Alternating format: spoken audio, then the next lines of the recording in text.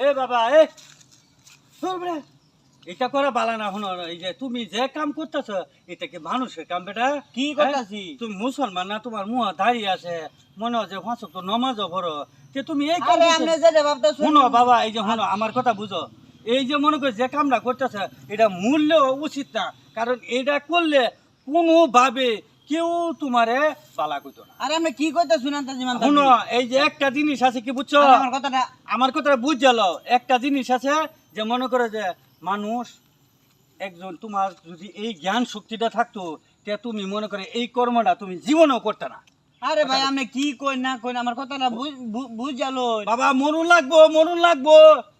বুঝছো মরুন লাগবো কিন্তু